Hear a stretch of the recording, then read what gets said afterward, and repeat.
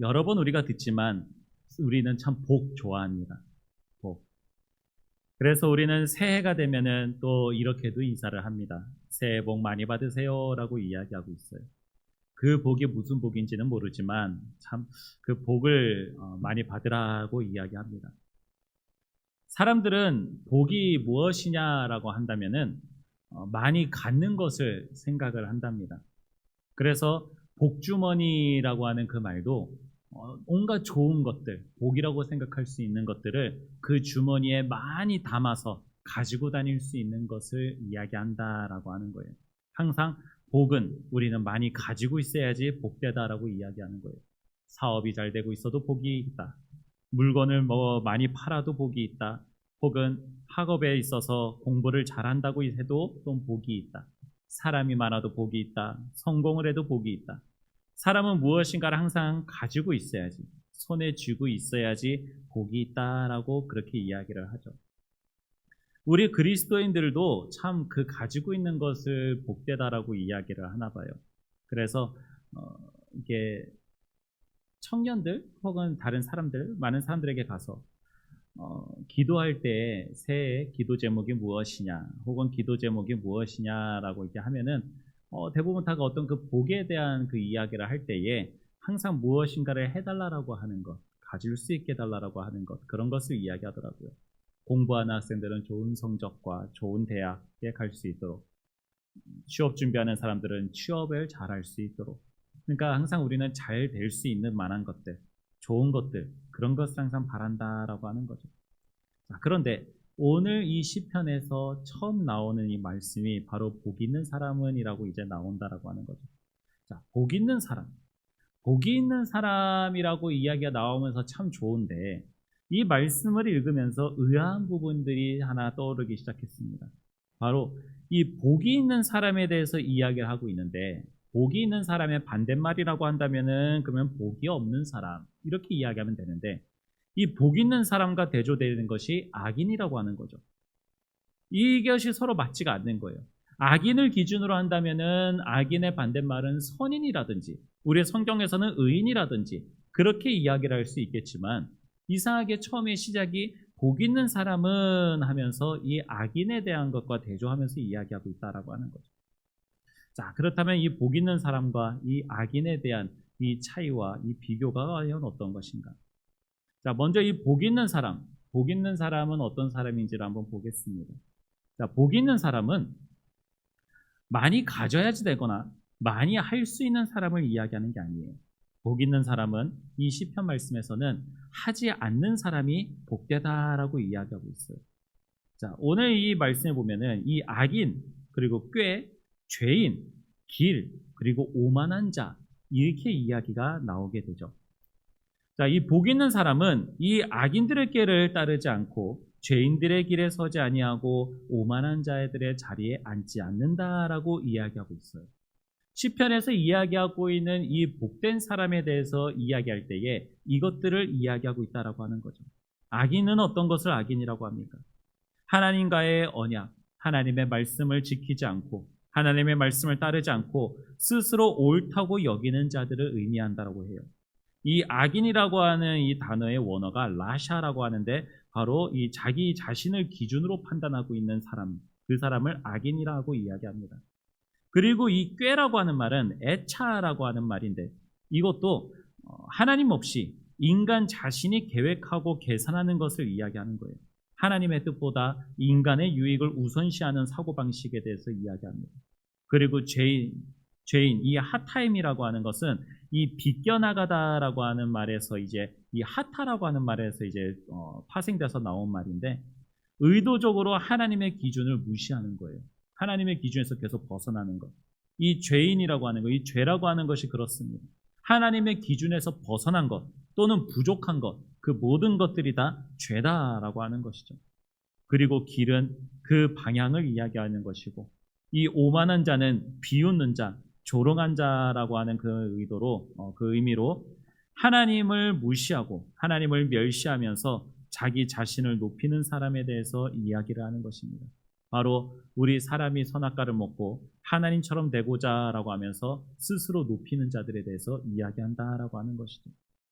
자, 복 있는 사람은 하지 않는 것에 대해서 말씀을 드렸습니다. 이 죄인들의 자리에, 이 죄인들의 꾀에, 이 악인들의 꾀에 들어가지 않는 것을 이야기하는 거예요. 하나님과 반대되고 사람이 자기 스스로의 생각을 우선시하면서 살아가는 그러한 모든 자리와 그러한 생각들에게서부터 벗어나고 멀어지게 되는 것을 이야기하는 겁니다. 악인들의 꾀를 따르면 어떻게 됩니까? 사람들의 기준이 우선시가 되고 세상에 있는 논리와 자기 합리화를 시켜가면서 하나님의 말씀을 이용하기도 하고 무시하면서 살아가는 자들입니다. 스스로 지혜로운 줄 압니다. 꾀를 낸다라고 하는 이 말은 굉장히 이제 좀 똑똑하게 보인다라고 할 수 있어요. 이 단어의 이제 또 다른 의미로는 조언하다, 계획하다, 또한 전략을 꾸민다라고 하는 그러한 의미로 있습니다. 참 좋은 것으로 의미로 사용이 되기도 합니다. 하지만 하나님의 기준에서 사람이 꾀를 내게 된다면은 그것은 사람이 자기 자신을 위해서 저지르는 그러한 의미밖에 되지 않습니다. 자기 자신을 위하여서 꾀를 내고 지혜를 내는 사람들은 자기가 똑똑한 줄 알고 살아가요. 자기가 대단한 사람인 줄 알고 살아갑니다. 자기가 세상에서 의인처럼 살아갈 수 있는 줄 알고 많은 사람들이 떠받들어주니 더욱 대단하다고 여기면서 살아갈 수 있습니다. 하지만 그 꾀는 악인이라고 하는 거예요. 하나님을 멸시하고 하나님의 뜻대로 행하지 아니하는 그러한 모든 것들을 이야기하는 것입니다. 스스로 옳다라고 여긴다라고 하는 거죠. 그런데 하나님께서 보실 때는 어떻습니까? 우리 사람은 생각하는 것, 그 마음에서 나오는 그 모든 것들이 악할 뿐이다라고 그렇게 말씀하고 있는 것이죠. 예수 그리스도께서 함께 하시지 않는다면은 우리 사람이 생각하고 계획하는 그 모든 일들은 악할 수밖에 없는 것입니다. 사람은 우리가 자유의지가 있다라고 이야기합니다. 먹고 싶은 것, 행하고 싶은 것, 선택할 수 있는 것, 얼마든지 선택할 수 있다라고 이야기하고 있어요. 하지만 우리가 선택할 수 없는 것 중에 하나는 우리는 선한 것을 선택할 수 없다라고 하는 거예요. 하나님의 기준 안에서 선한 것을 결코 선택할 수 없는 존재들입니다. 하나님께서 우리에 대해서 그렇게 말씀하셨고 바울도 우리에게 의인이 하나도 없다라고 이야기하고 있기 때문에 그렇습니다. 그러니 우리는 예수 그리스도께서 함께 하셔야지만, 예수 그리스도께서 인도해 주셔야지만 우리는 주님께로 나아갈 수 있는 선한 일을 행할 수 있게 된다라고 하는 거예요. 그것 또한 우리가 행할 수 있는 것이 아니라 예수 그리스도께서 행하게 하시는 것이다라고 하는 것이죠. 죄인들의 길에 서지 아니하는 것도 굉장히 중요합니다. 그 악인들에 동참하고 그 악인들의 일에 따라가면서 하나님의 말씀에 불순종하고 예배에 소홀하고 세상에 있는 지혜와 세상에 있는 무리들 속에서 섞여서 살아갑니다. 아니, 예배를 드린다고 하면서 주님을 믿는다라고 하면서 결국 그의 생각과 기준과 모든 관심은 세상을 향하고 있습니다.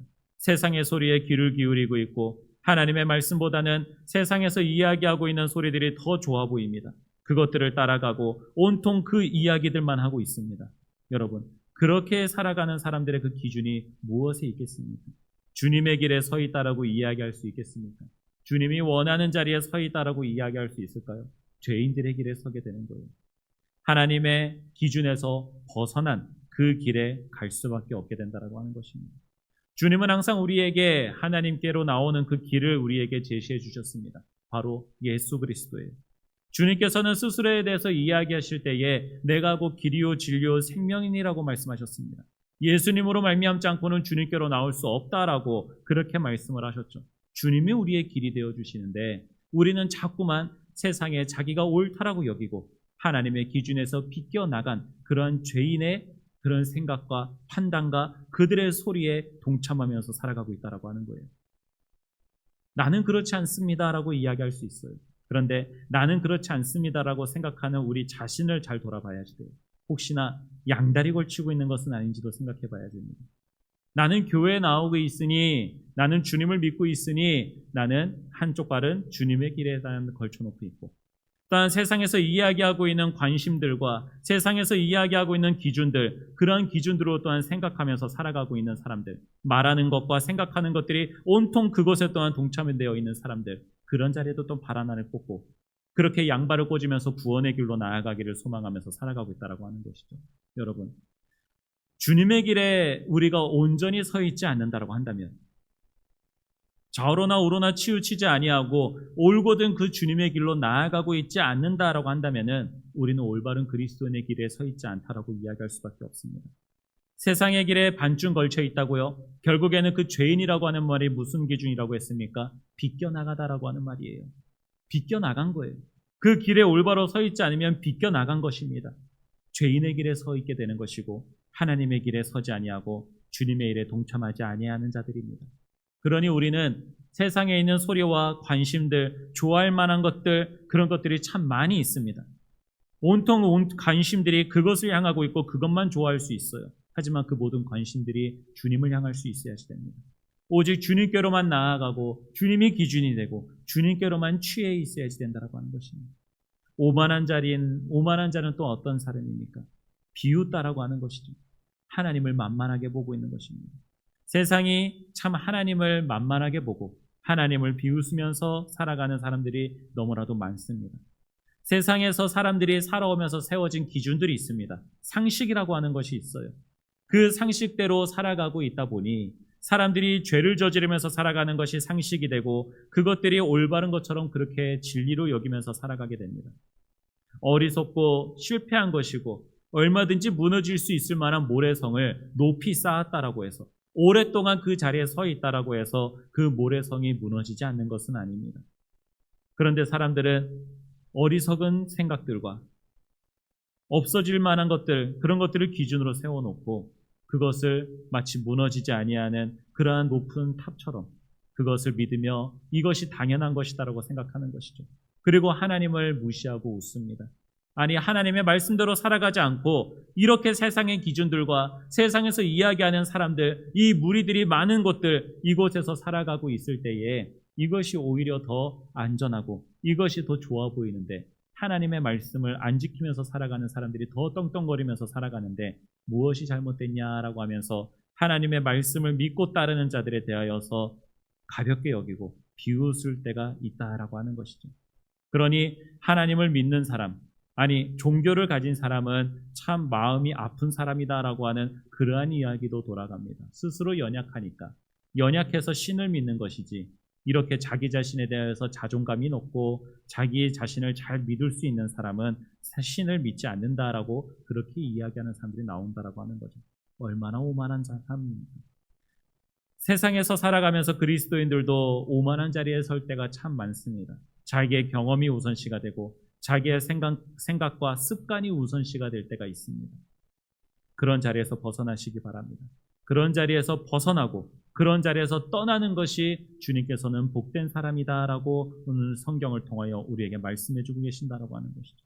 자, 그 자리에서 떠나는 사람이 복되다라고 했으면은 그 자리에서 어떻게 떠날 수 있을까요? 바로 그 밑에 나오는 말씀 속에서 이야기합니다. 오직 여호와의 율법을 즐거워하여 그 율법을 주야로 묵상하는도다라고 이야기하고 있어요. 안 좋은 것들, 하지 말아야지 되는 것들을 먼저 이야기하면서 그것들을 어떻게 행하지 않을 수 있는지 이어서 이야기하고 있는 그 말씀이 첫 번째가 바로 하나님의 율법을 즐거워하고 율법을 주야로 묵상하는 것이다라고 이야기하고 있다라고 하는 거죠. 너무 교과서적인 이야기라서 이 말씀이 참 지겨울 수도 있습니다. 하지만 교과서적인 말씀이 가장 올바른 말씀이고 이것이 진리고 이것이 길이기 때문에 우리 그리스도인들은 항상 이 말씀을 기억하고 이 말씀대로 살아갈 수 있어야지 됩니다.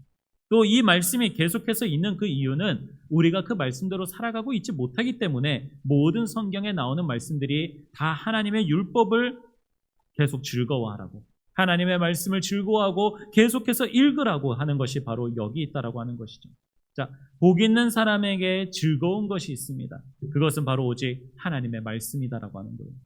세상에 있는 기준과 세상에서 이야기하는 것들에 귀 기울이고 세상에서의 기준과 상식들이 그것들이 나를 즐거워하고 나를 만족시키는 것이 아니라 하나님의 말씀으로 만족하면서 살아가는 사람들.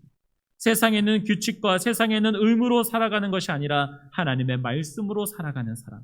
그 말씀이 비록 나를 빈곤하게 하고 나를 많은 사람들 가운데서 소외시키고 내가 홀로 남은 것 같이 그렇게 보이는 것 같아도 주님의 말씀을 그렇게 따라가고 악인들의 그런 자리에 서지 아니하는 사람이 성경에서는 복되다라고 이야기하고 있다고 하는 것입니다.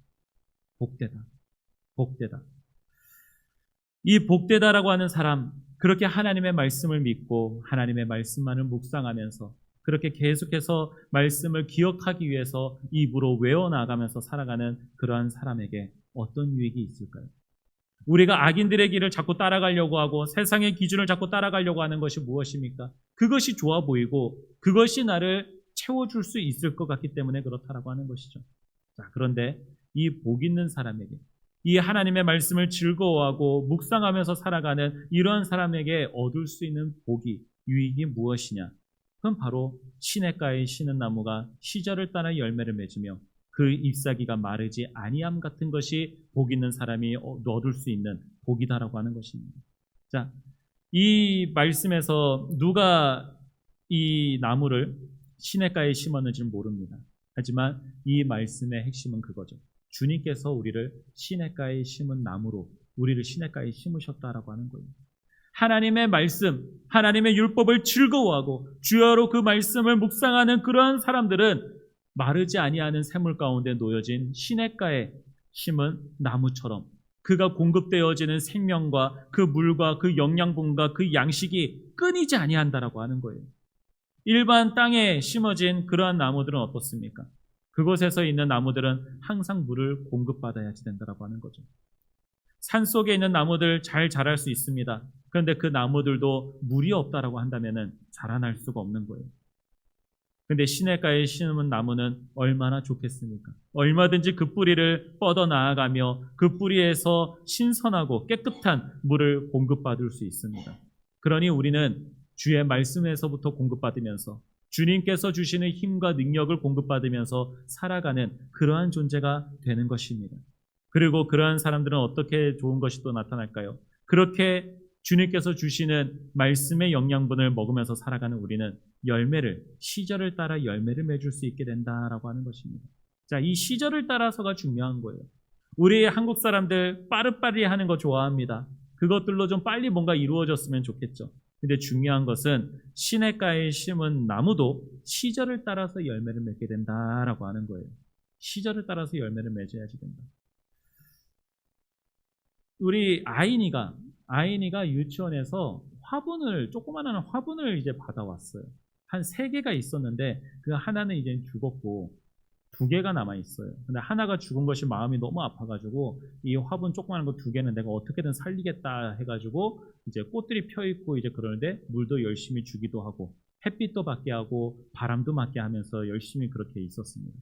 그런데 시간이 지나면서 점점점 꽃들이 시들어가는 거예요. 꽃들이 시들어가서 지금 꽃들이 완전 시커멓게 돼가지고 이제 꽃들은 다 죽었습니다.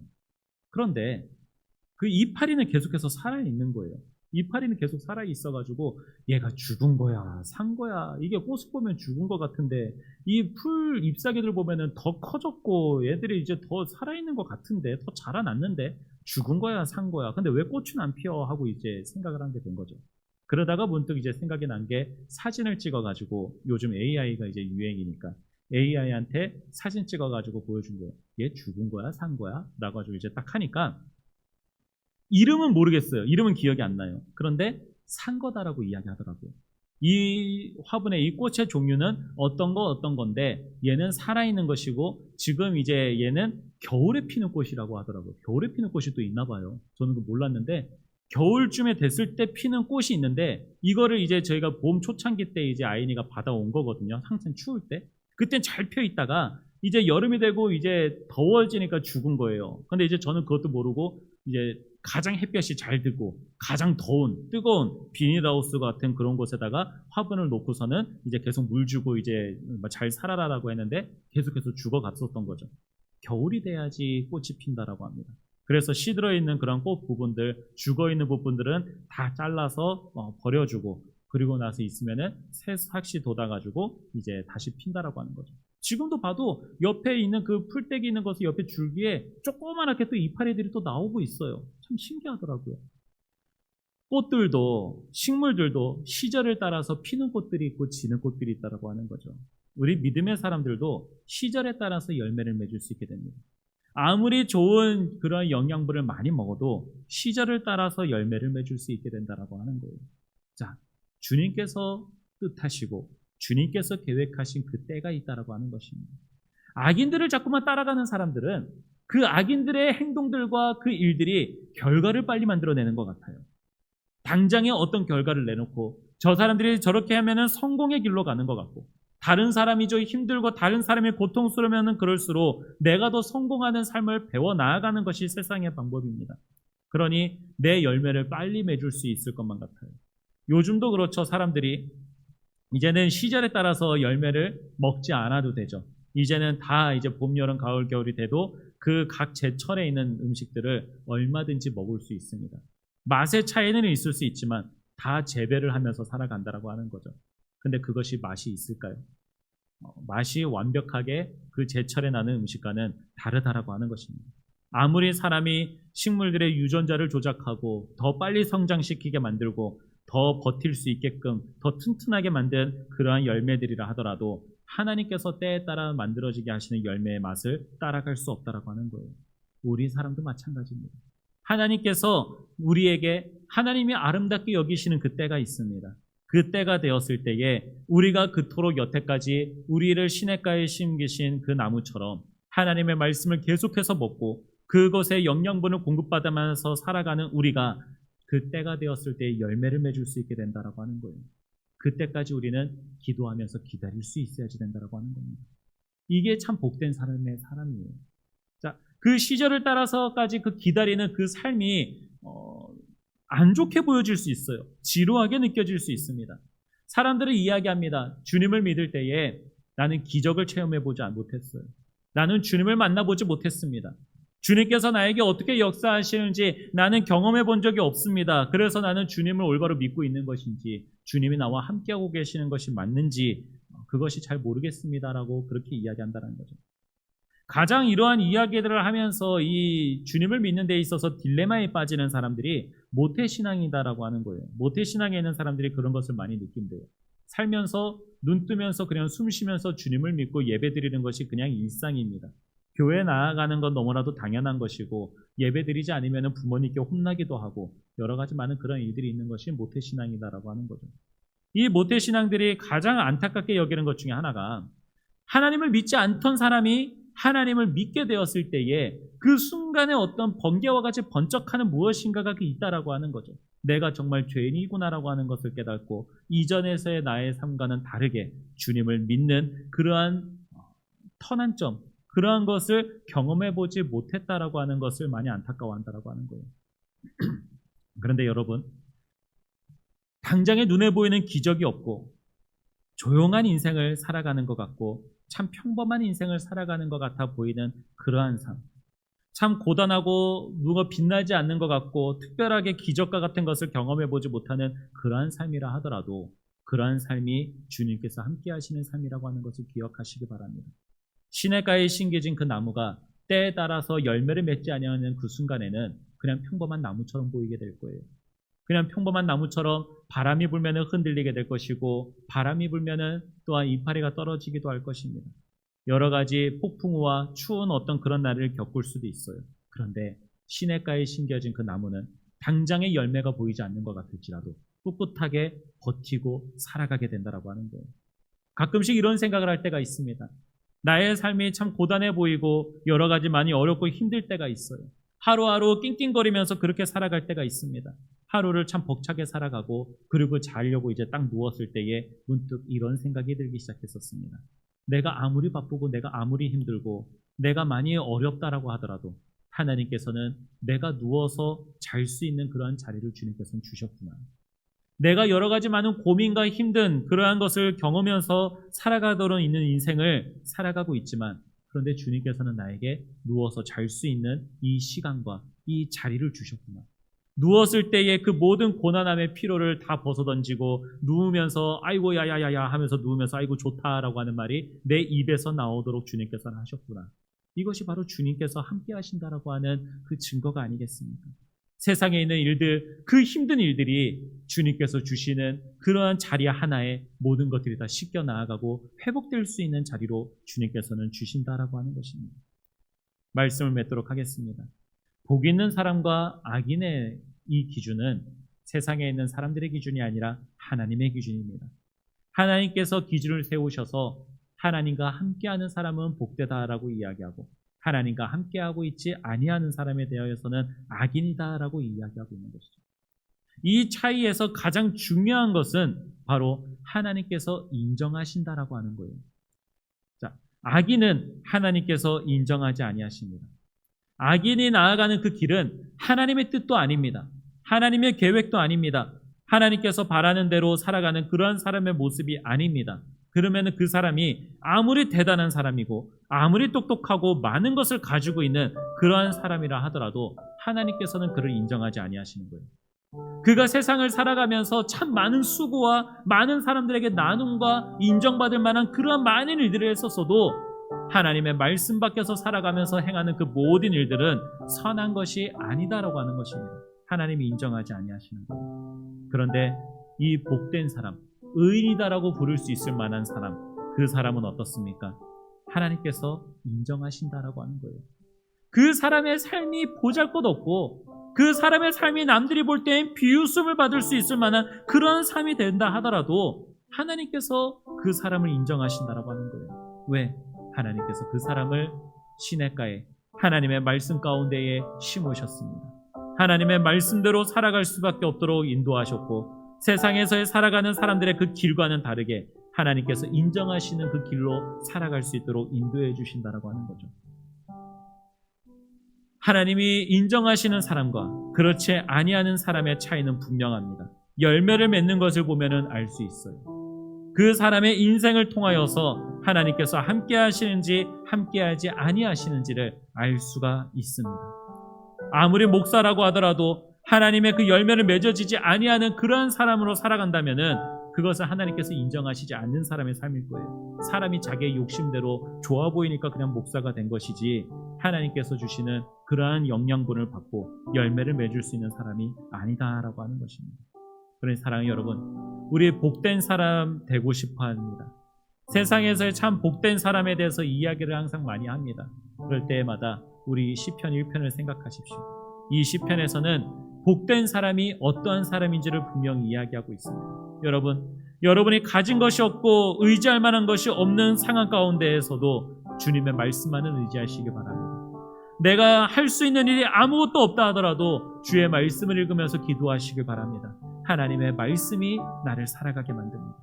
너무나도 놀랍게도 그렇게 하나님의 말씀을 의지하고 주님 앞에 묵상하면서 살아가고 있을 때에 우리 인간의 방법으로는 길이 보이지 않는다 하더라도 주님께서 인정하시는 길이 또한 생기게 되고 나타나게 되고 나를 그 길로 인도하신다라고 하는 것입니다. 그래서 사랑하는 여러분, 복 있는 사람은 하나님께서 인정하시는 사람이요 하나님과 함께하는 사람이라고 하는 것을 기억하고 항상 주여로 주의 말씀을 즐거워하며 묵상할 수 있는 저와 여러분 되시기를 간절히 소망하도록 하겠습니다.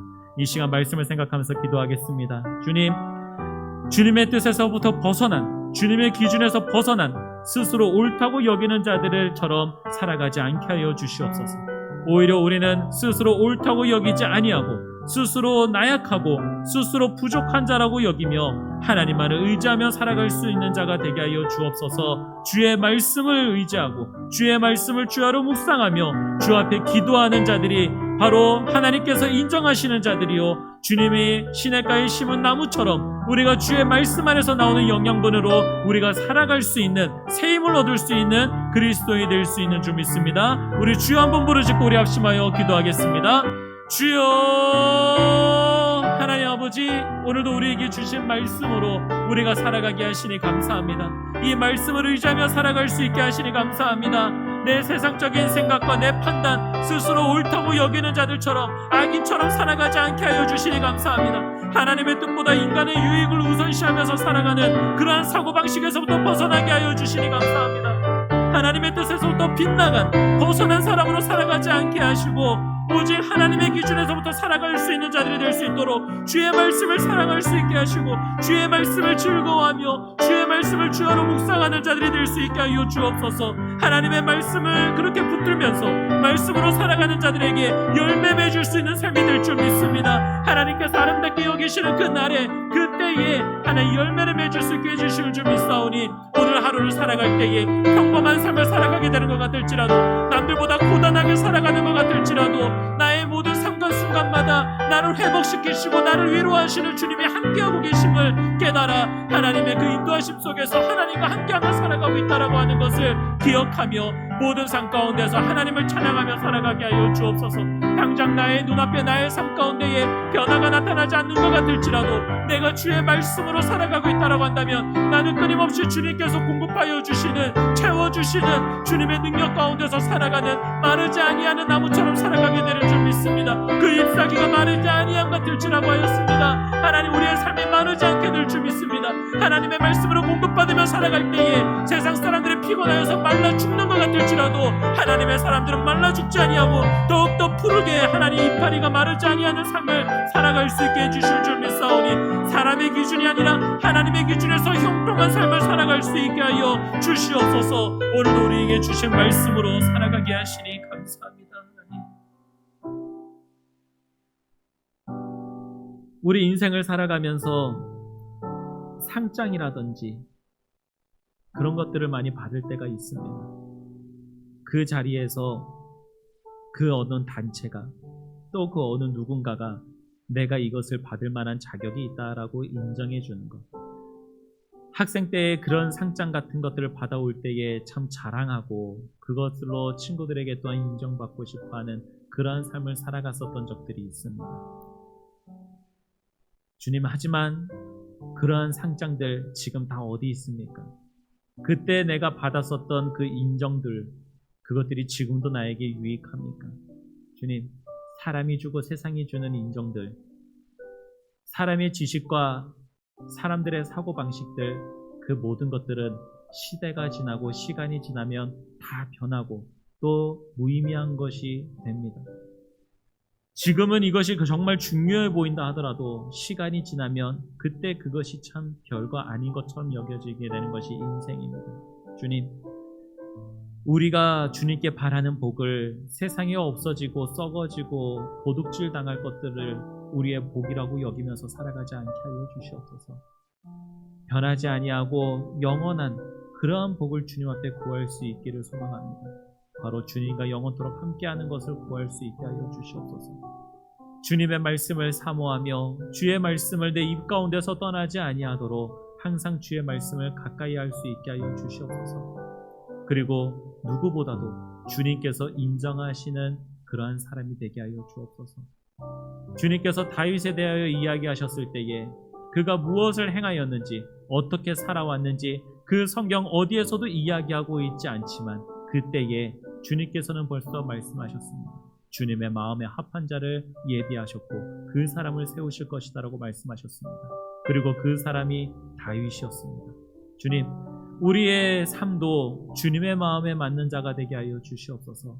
주님의 말씀대로 살아가는 사람, 주님의 말씀이 기준이 되는 사람, 주님의 말씀에 의지하여서 세상 가운데에서도 오직 주의 말씀으로 이겨나가는 사람, 견뎌나가는 사람, 그런 사람이 바로 주님의 마음에 맞는 사람이 되는 줄 믿습니다. 주님께서 인정하시는 사람이 되는 줄 믿습니다. 주님, 세상이 인정하는 사람이 되지 않고 하나님이 인정하는 사람이 되기를 소망하며 하루하루를 살아갈 수 있게 하여 주시옵소서. 세상에서의 즐거움을 구하기보다 하나님의 말씀 속에서 즐거움을 구할 수 있는 주의 사람 되게 하여 주시옵소서. 오늘도 우리에게 세상의 기준이 아니라 하나님의 기준으로 살아갈 수 있도록 우리에게 마음의 문을 두드려 주신 은혜에 감사드리며 예수님의 이름으로 기도드립니다.